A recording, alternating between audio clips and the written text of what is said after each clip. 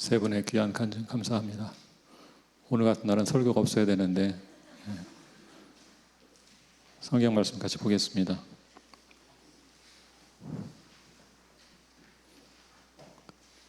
빌립보서 4장 4절부터 7절입니다.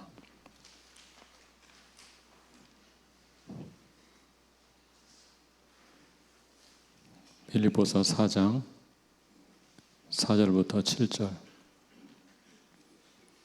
저와 함께 한 절씩 교독하겠습니다. 주 안에서 항상 기뻐하라. 내가 다시 말하노니 기뻐하라. 너의 간용을 모든 사람에게 알게 하라. 주께서 가까우시니라. 아무것도 염려하지 말고 다만 모든 일에 기도와 간구로 너희 구할 것을 감사함으로 하나님께 아뢰라. 왜냐하면 모든 지각에 뛰어난 하나님의 평강이 그리스도 예수 안에서 너희 마음과 생각을 지키시리라. 아멘.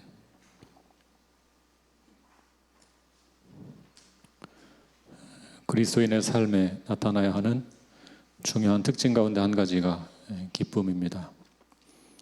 성령의 9가지 열매 가운데 한 가지가 바로 희락, 곧 기쁨입니다. 우리 그리스도인들은 기뻐하며 사는 사람들입니다. 성경은 자주 기뻐하라고 명령합니다. 특별히 사도 바울은 종종 우리에게 항상 기뻐하라 선포했습니다. 오늘 본문 4절에서도 주 안에서 항상 기뻐하라. 내가 다시 말하노니 기뻐하라 라고 외쳤습니다.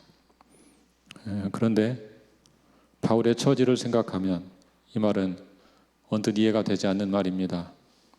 빌립보서를 기록할 때 바울은 감옥에 있었습니다. 기뻐할 수 있는 상황이 아니었습니다. 사실 사람은 누구나 어느 정도 환경의 영향을 받습니다. 사업이 잘 되고 돈이 잘 벌리면 기뻐할 수 있습니다. 자녀가 희망하는 대학에 합격하면 기뻐할 수 있습니다. 그러나 지금 바울이 말하는 것은 그런 것이 아닙니다. 바울은 지금 외적인 환경 때문에 기뻐하라고 말하는 것이 아닙니다.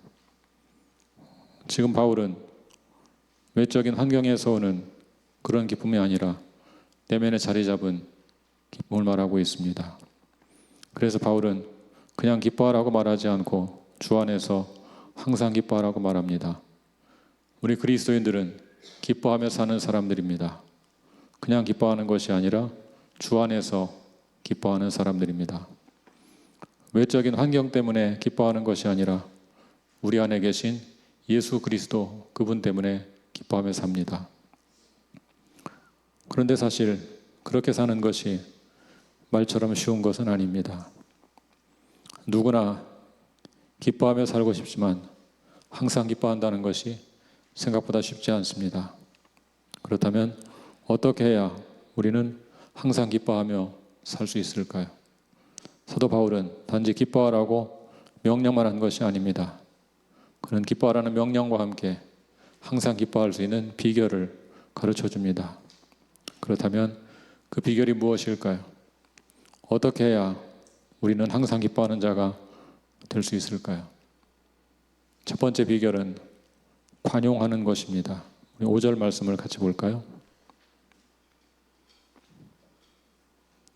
5절 말씀 시작. 너희 관용을 모든 사람에게 알게 하라. 주께서 가까우시니라.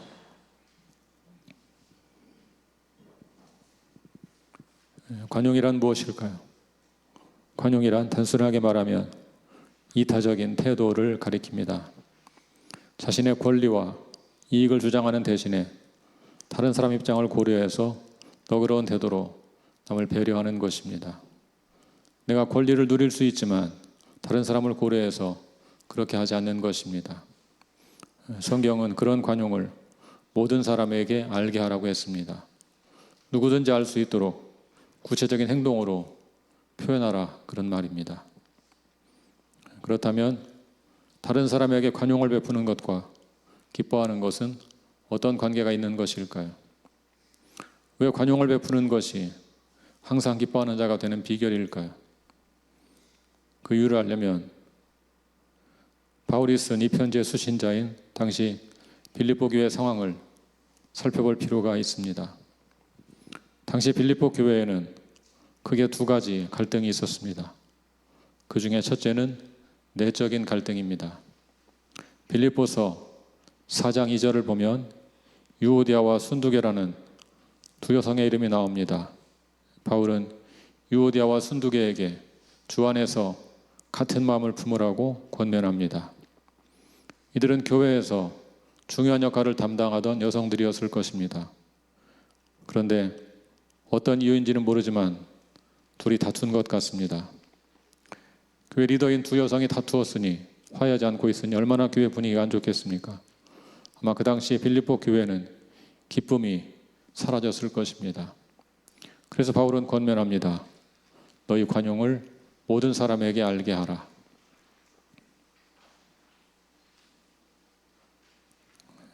사랑하는 여러분, 사람이 살다 보면 갈등이 있을 수 있습니다. 가정에서 부부 간에도 갈등이 있을 수 있습니다. 부모와 자녀 사이에도 갈등이 있을 수 있습니다. 교회 성도 간에도 갈등이 있을 수 있습니다. 사람은 얼마든지 누구든지 그럴 수 있습니다. 그러나 동시에 성경은 이렇게 권면합니다. 너희 관용을 모든 사람에게 알게 하라. 혹시 지금 누군가와 갈등하고 있습니까? 그럼 이제 여러분의 관용을 베푸시기를 바랍니다. 모든 사람이 알 수 있도록 구체적인 행동으로 관용을 베푸시기를 주님의 이름으로 권면드립니다. 여러분이 먼저 관용을 베푸시면 여러분의 마음에 큰 기쁨이 찾아오기 시작할 것입니다. 빌립보 교회가 직면하고 있던 두 번째 갈등은 외부의 핍박입니다. 그런데 바울은 그런 외부의 핍박에 대해서도 관용하라고 말합니다. 이것은 사실 첫 번째 경우보다 훨씬 더 힘든 것입니다.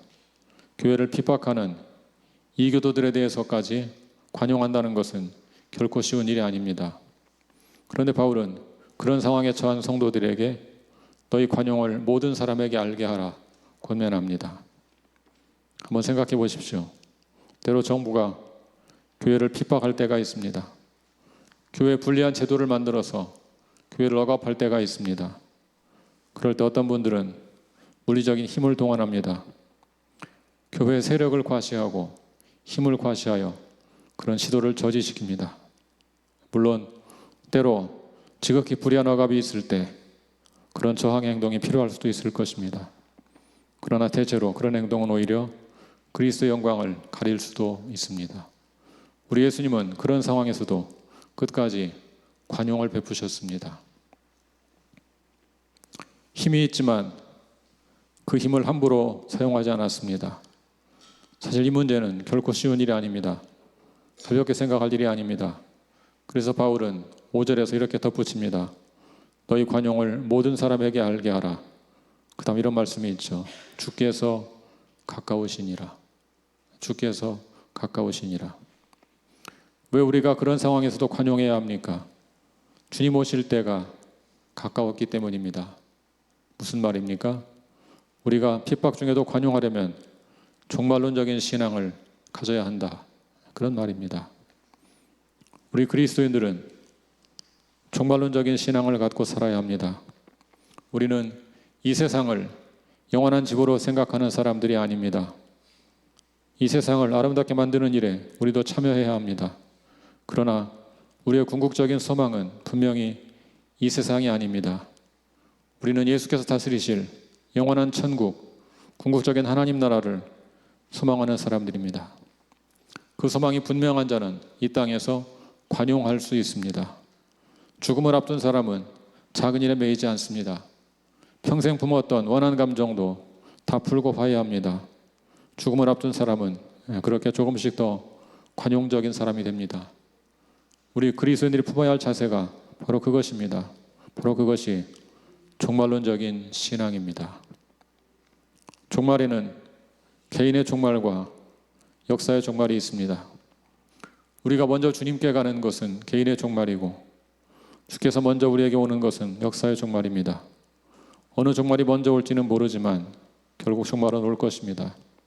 그러므로 모든 그리스도인들은 날마다 종말론적인 신앙으로 무장하고 살아야 합니다.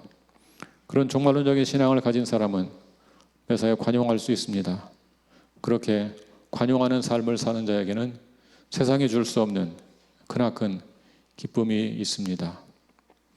여러분의 삶을 가만히 생각해 보십시오. 별것 아닌 일로 누군가와 크게 다투었을 때 얼마나 기분이 안 좋습니까? 처음에는 그 사람에게 화가 나죠. 시간이 지나면 자신에게 화가 납니다. 내가 그 정도밖에 안 되는 인간이었던가? 자신에 대해서 화가 나기 시작합니다.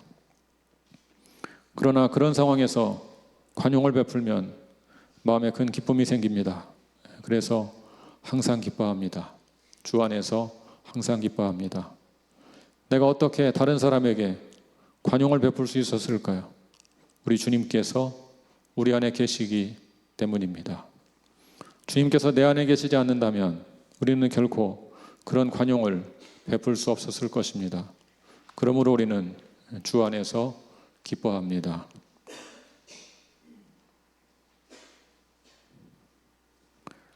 사랑하는 여러분, 피차에 관용하시길 부탁드립니다. 여러분의 관용을 모든 사람에게 알게 하십시오. 화가 나고 분노가 날 때마다 우리가 누구인지 생각하시기를 바랍니다. 우리가 누구입니까? 우리는 그리스도인입니다. 하나님의 자녀입니다. 내 안에는 예수께서 살아계십니다. 나의 죄를 완전히 용서하신 우리 예수님이 계십니다. 그렇게 자신의 정체성을 기억하십시오. 그럴 때 관용을 베풀 수 있을 것입니다. 그런 관용을 베푸는 자는 주 안에서 항상 기뻐할 수 있습니다.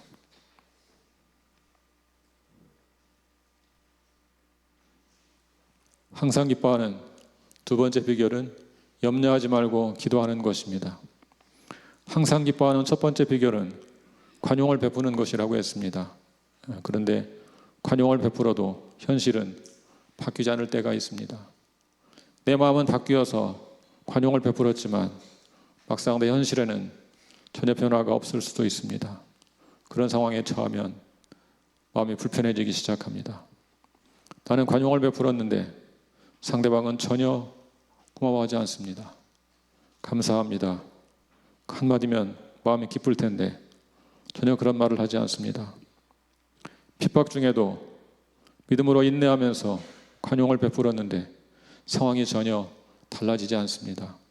그럴 때 우리 마음에는 염려와 걱정이 찾아옵니다. 괜히 양보한 것은 아닐까? 내가 관용을 베푼다고 누가 나를 알아주는가? 도대체 이 상황은 언제나 끝날 것인가? 그런 염려와 근심이 찾아오기 시작합니다. 그럴 때 어떻게 해야 할까요? 오늘 말씀은 바로 그럴 때 기도하라고 권면하고 있습니다.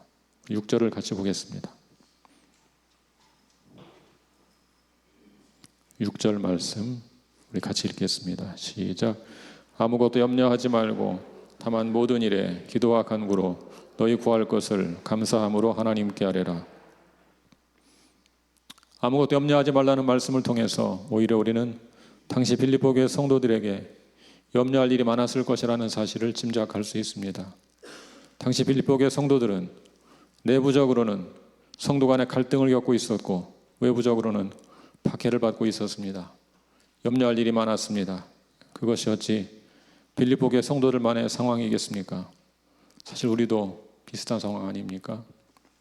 인간적으로 생각하면 염려하지 않는 것이 거의 불가능합니다. 이틀이 멀다 하고 염려할 일이 생기는 것이 우리 인생입니다. 어떻게 염려하지 않을 수가 있습니까? 그런데 성경은 염려하지 말고 기도하라고 말합니다. 왜 우리는 염려하지 말고 기도해야 합니까? 그 이유는 사실 염려해도 이룰 수 있는 것이 거의 없기 때문입니다. 염려한다고 해서 문제가 해결되는 것은 결코 아니기 때문입니다. 우리 마태복음 6장 27절 같이 보겠습니다. 마태복음 6장 27절 시작. 너희 중에 누가 염려함으로 그 키를 한 자나 더 할 수 있느냐? 염려한다고 키가 큰다면 우리 가운데 키가 작은 사람이 누가 있겠습니까? 아무리 염려해도 키가 자라진 않습니다. 여기서 키라는 단어에 또 한 가지 뜻이 있습니다. 목숨이라는 뜻입니다. 아무리 염려해도 수명이 늘어나지는 않습니다. 아니 오히려 너무 염려하면 수명이 줄어들 가능성이 높습니다. 염려를 통해서 이룰 수 있는 것은 아무것도 없습니다. 그러므로 염려하지 마십시오. 대신 성경은 기도하라고 말합니다. 아무것도 염려하지 말고 다만 모든 일에 기도와 간구로 너희 구할 것을 감사함으로 하나님께 아뢰라고 말합니다. 여러분, 신앙생활이 무엇입니까? 신앙생활은 한마디로 믿고 사는 생활입니다. 우리는 하나님을 믿습니다. 전능하신 하나님께서 내 인생의 주인, 내 생명의 주인이라는 것을 믿습니다. 그 하나님께서 인생을 주관하신다는 것을 믿습니다. 그러므로 기도해야 합니다. 우리가 염려하지 않을 수 있는 길은 기도하는 것밖에 없습니다. 염려하면 기도가 사라지지만 기도하면 염려가 사라집니다. 그러므로 염려하지 않는 길은 기도하는 것밖에 없습니다. 기도하면 염려가 사라집니다. 그래서 우리는 매일 기도해야 합니다. 매일 기도하지 않으면 매일 찾아오는 염려를 극복할 수 없습니다. 오늘 본문에서는 너희 구할 것을 감사함으로 하나님께 아뢰라고 했습니다. 그것도 모든 일에 감사함을 아뢰라고 했습니다. 여러분의 염려를 기도로 바꾸시기를 바랍니다. 염려의 언어를 기도의 언어로 바꾸시기를 바랍니다.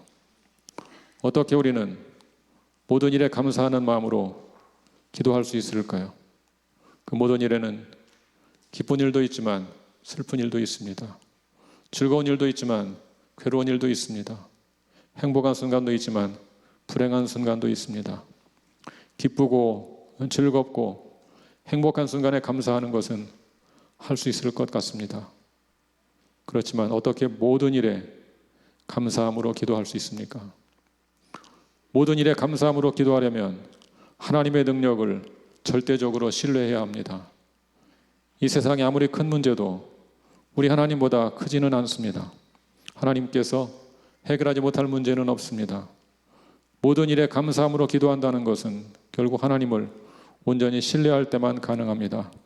하나님을 전폭적으로 신뢰하기 때문에 고난 속에서도 감사 기도를 드리는 것입니다. 하나님께서 해결하실 것을 믿고 하나님께서 이 고난 중에도 나와 함께 하심을 믿고 감사하면서 기도하는 것입니다. 그렇다면 그렇게 기도하는 자에게 어떤 은혜가 임할까요? 우리 7절을 같이 보겠습니다. 7절 말씀 같이 읽겠습니다. 시작.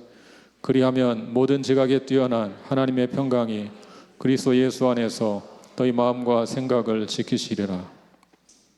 고난 속에서도 염려하지 않고 감사하는 마음으로 기도하면 모든 이해와 지각을 초월하는 하나님의 평강이 그 사람의 마음과 생각을 지켜주십니다.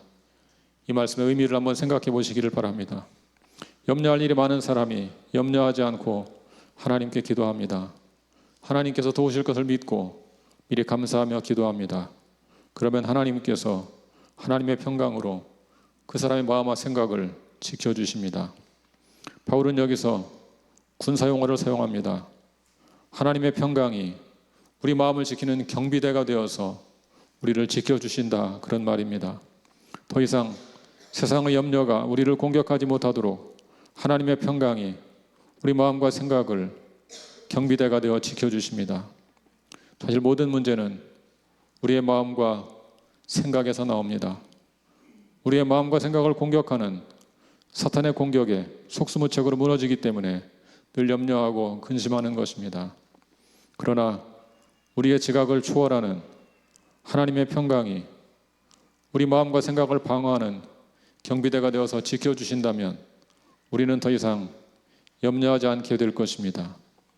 그때 우리는 비로소 항상 기뻐하는 삶을 살게 될 것입니다. 문제가 없어서가 아닙니다. 염려할 만한 일이 없어서가 아닙니다. 염려보다 더 크신 하나님의 평강이 우리 마음과 생각을 지키시기 때문입니다. 사도행전 16장에는 바울과 실라가 귀신을 쫓아냈다가 감옥에 갇힌 사건이 나옵니다. 바울과 실라는 매를 맞고 옥에 갇혔습니다. 발에는 착고가 채워졌습니다. 그런데 한밤중에 바울과 실라는 감옥 안에서 기도하고 찬송하기 시작했습니다. 바울과 실라라고 해서 염려가 없었겠습니까? 이 감옥에 언제까지 있어야 할까? 살아서 감옥을 나갈 수 있을까? 많은 염려가 있었을 것입니다. 그러나 그들은 염려의 자리에 머물지 않고 기도의 자리로 나아갔습니다. 찬송의 자리로 나아갔습니다. 비록 상황은 절망적이지만 그들은 하나님께 나아가 기도하고 찬송하기 시작했습니다. 결국 시진이 일어나서 감옥의 문이 열리고 간수에게 복음을 전하게 되었습니다. 이 사건이 벌어진 장소가 바로 빌립보입니다. 빌립보 교회는 그런 하나님의 역사와 함께 성장했습니다. 바울은 지금 그 빌립보 교회에게 이 서신을 쓰고 있습니다. 바울은 그때의 경험을 생각했을 것입니다. 빌립보 감옥에서 찬송하고 기도했던 자신의 경험을 떠올리면서 바울은 지금 성도들에게 권면합니다. 주 안에서 항상 기뻐하라. 내가 다시 말하노니 기뻐하라. 아무것도 염려하지 말고 다만 모든 일에 기도와 간구로 너희 구할 것을 감사함으로 하나님께 아뢰라. 그리하면 모든 지각에 뛰어난 하나님의 평강이 너희 마음과 생각을 지키시리라. 사랑하는 여러분, 지금 근심하고 있습니까? 염려하고 있습니까? 너무 염려가 되어서 밥맛도 없고 의욕도 없습니까? 그렇다면 이제 예배 자리로 나오시기를 바랍니다. 기도하는 자리로 나오시기를 바랍니다. 근심거리가 많을 때일수록 더욱 기도하고 찬송하는 자리로 나오셔야 합니다. 혼자서 낙심하고 앉아있으면 염려와 근심이 오히려 더 커지는 법입니다. 괜히 걱정할 필요가 없는 것까지도 걱정하게 됩니다. 이제 염려를 내려놓고 예배 자리로 나오시기를 바랍니다. 함께 모여서 기도하고 찬송하다 보면 어느덧 근심은 사라지고 말씀이 들리며 살아계신 하나님의 평강이 여러분의 마음과 생각을 지키실 것입니다. 성도들이 자주 모여서 기도해야 하는 이유가 바로 여기에 있습니다. 함께 모여서 기도하면 기도의 능력이 전염됩니다. 마음에 근심이 가득했지만 함께 모여서 기도하다 보면 근심은 사라지고 평강이 찾아옵니다. 염려는 사라지고 기쁨이 찾아옵니다. 일주일에 한 번 주일 예배 참석하는 것으로 만족하지 마십시오. 수예배, 목장 예배 참석하시고 금요 기도에 또 다른 기도 모임에 나와서 함께 기도하시기를 권면합니다. 그 예배 자리에서 기도하고 찬양하면 근심은 사라지고 기쁨이 찾아올 것입니다. 그럴 때 비로소 우리는 주 안에서 평강을 누리며 항상 기뻐하는 삶을 살게 될 줄로 믿습니다. 우리 같이 기도하겠습니다.